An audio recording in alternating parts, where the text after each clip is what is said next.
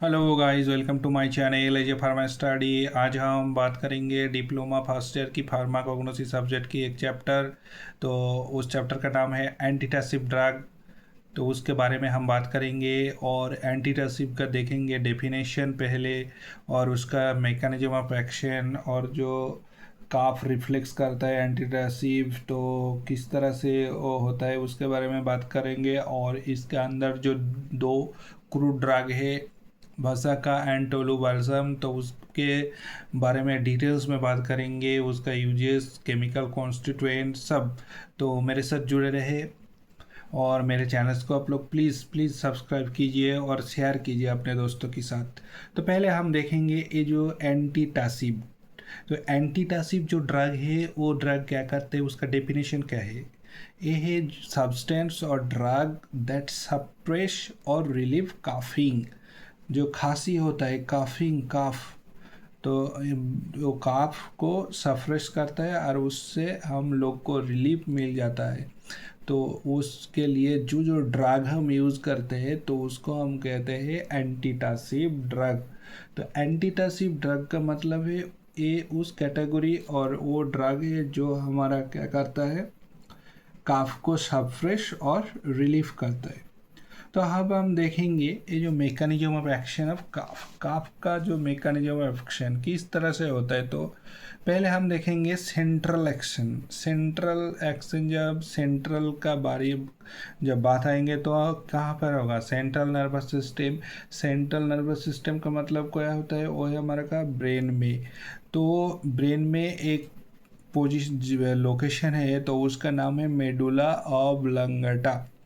तो उस मेडुला ऑब्लंगटा जो है वो है हमारा काफ सेंटर। तो वो काफ सेंटर को जो एंटीटसिव दवाई लेंगे तो वो सप्रेस करता है, किसको, काफ सेंटर को। वो कहाँ पर है, medulla oblongata of the brain. Brain का मेडुला ऑब्लंगटा में क्या है, काफ सेंटर। तो बहुत सारे जो एग्ज़ाम होता है जीपैट और जो आरआरबी फार्मासिस्ट, तो उसमें एक क्वेश्चन भी आता है। और डी फार्म के जो फाइनल एग्ज़ाम है तो उसके उसी में भी एमसीक्यू में होता है, कफ सेंटर का होता है तो उसका नाम है क्या, मेडुला ऑब्लंगेटा। तो ये क्या करते हैं, reduce the urge to cough by blocking the transmission of nerve signal from the lungs throat to the brain. तो ये जो हमारा काफ, काफ के लिए हमारा कौन कौन सा बॉडी में जो ऑर्गन है, लंग्स, थ्रोट, तो ये जो है इस काम आता है। तो उसमें जो सिग्नल जाता है ना हमारा काफ के लिए, काफिंग के लिए, तो वो सिग्नल ब्लॉक करता है कौन, ये जो एंटीटसिव एजेंट है ये सब। तो इस तरह से हमारा काफ सप्रेस होता है। और दूसरा देखेंगे फेरिफेरल एक्शन। वो जो मेन है कि सेंट्रल जो है वो ब्रेन के आसपास में जो है उसको हम कहते हैं पेरीफेरल। तो पेरीफेरल जो है ये कहाँ पर एक्ट होंगे, रेस्पिरेटरी ट्रैक्ट में। और जो रेस्पिरेटरी ट्रैक्ट है तो उसके अंदर हम देखेंगे ब्रोंकाई, थ्रोट, ट्रैकिया। तो उसमें हमारा क्या होगा, इरिटेशन होगा। तो वो क्या करता है, reduce the irritation in the respiratory mucosa. तो जो एंटीटासिव एजेंट है वो क्या कर देंगे, जो इरिटेशन है थ्रोट, ट्रैकिया और ब्रोंकाई जो हमारा रेस्पिरेटरी सिस्टम में होता है। तो जब भी काफिंग होता है तो हमारा नाली में और सांस नाली में क्या क्या करता है, एलर्जी टाइप का होता है, पेन होता है, इरिटेशन होता है। तो वो ये हमारा पेरी वो क्या कर देंगे, एंटीटसिव ड्रग वो कम कर देंगे। और इस सूत इन्फ्लेम टिश्यू और फॉर्म ए प्रोटेक्टिव लेयर।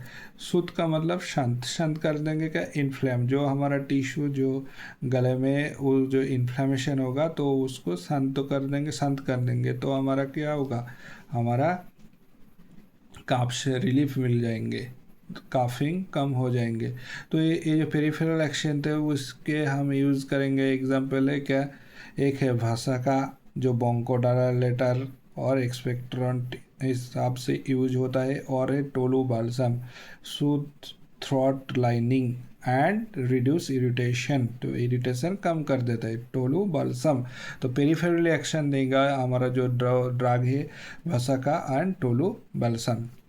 अब हम और एक ख़ास चीज़ के बारे में बात करेंगे, काफ रिफ्लेक्स स्टे जो पाथवे होता है, तो उसका हम डिटेल्स में बात करेंगे। अगर कोई हमारा एआरओ में म्यूकस इरिटेंट्स और फॉरेन सब्सटेंस आ जाए तो उसमें जो क्या होगा, अगर कोई एक इरिटेंट होगा तो हमारा स्टिमुलेशन होगा, तो स्टिमुलेशन होगा तो उसमें कौन सा रिसेप्टर है, सेंसरी नर्व सेंसेशन के लिए यूज होता है क्या, सेंसरी जो रिसेप्टर है हमारा वो एक्टिवेट हो जाएंगे। वो कहाँ पर है, थ्रोट, ट्रैकिया और ब्रोंकाई, ये जो 3 पोजीशन लोकेशन है, ब्रोंकाई, ट्रैकिया और थ्रोट, वहाँ पर क्या होगा, सेंसरी रिसेप्टर एक्टिवेट हो जाएंगे। तो जब भी एक्टिवेट हो जाएंगे तो हमारा एक जो सेंसरी नर्व है वो एक एफरेंट और दूसरा है इफरेंट। तो एफरेंट जो है तो वो सेंसरी, ये जो एक इरिटेंट आया तो ये सिग्नल देगा किसको, वो है जो वेगस नर्व है और ग्लासोफेरेंजियल नर्व है ना हमारा, तो इस नर्व के थ्रू सिग्नल जाएंगे कहाँ पर, ब्रेन में। तो ब्रेन में कहाँ पर, याद है जो पहले हमने बोला था जो हमारा कफ सेंटर है तो उसका नाम है क्या, मेडुला ऑब्लांगेटा। तो मेडुला जो ऑब्लांगेटा है उसमें सिग्नल जाएंगे किसके थ्रू, एफरेंट नर्व के थ्रू।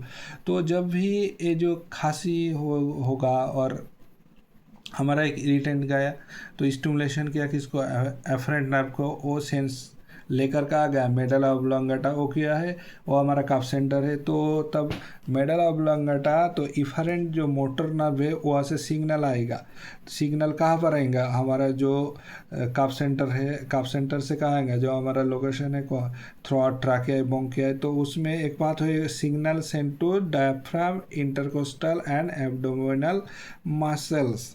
तो हमारा जो डायफ्राम है और इंटरकोस्टल और एब्डोमिनल मसल है वहाँ पर हमारा सिग्नल आएंगे। तो फिर क्या होगा, कोऑर्डिनेटर मस्कुलर कॉन्ट्रैक्शन, तो मस्कुलर कॉन्ट्रैक्शन होगा, फिर क्या होगा, डीप इनहेलेशन होगा। हम ज़्यादातर जब खांसी होता है तो हमारा इनहेल जो हमारा एयर है तो हम ज़्यादा से इनहेल करते हैं, फिर क्या होगा, ग्लोटिस जो है वो क्लोज आएंगे। फिर क्या होगा, प्रेस बॉल्स होगा, प्रेशर जो हमारा है प्रेशर इंक्रीज होगा। फिर क्या होगा, फिर दूसरे बार ग्लोटिस ओपन होगा, फिर क्या होगा, फोर्सफुल एयर होगा और एक्सपल्स होगा किसका, कफ का।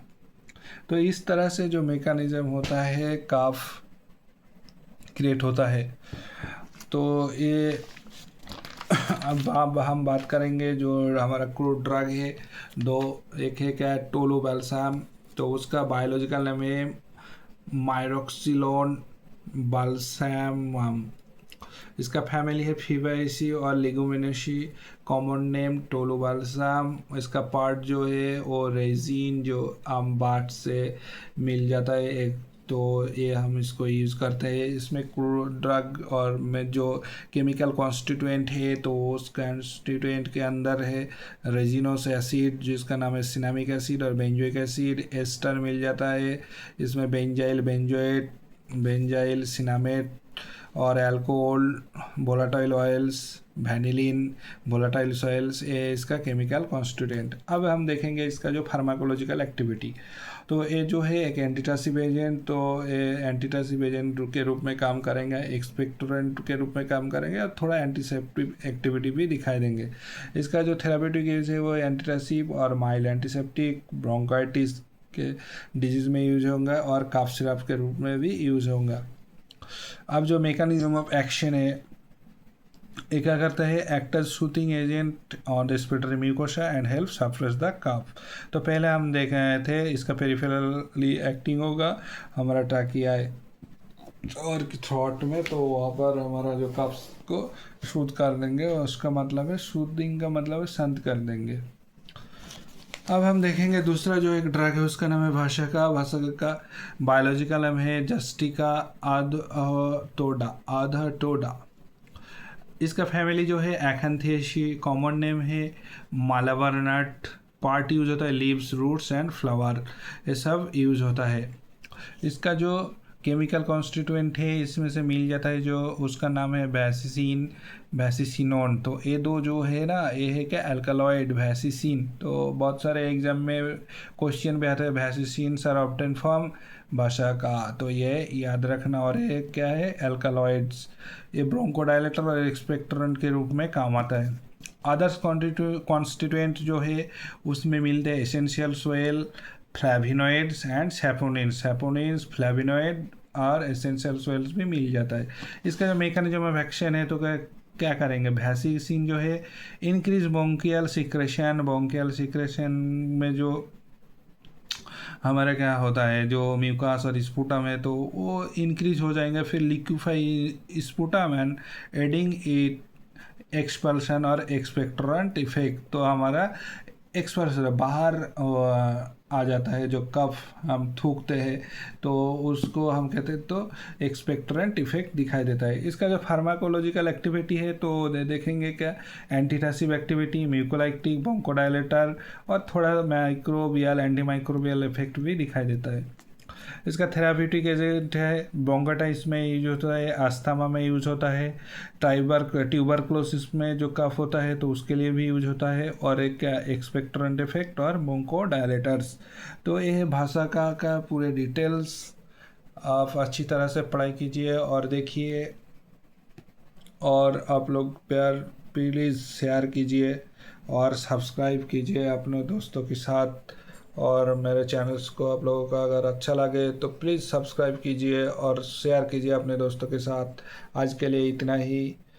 Thank you.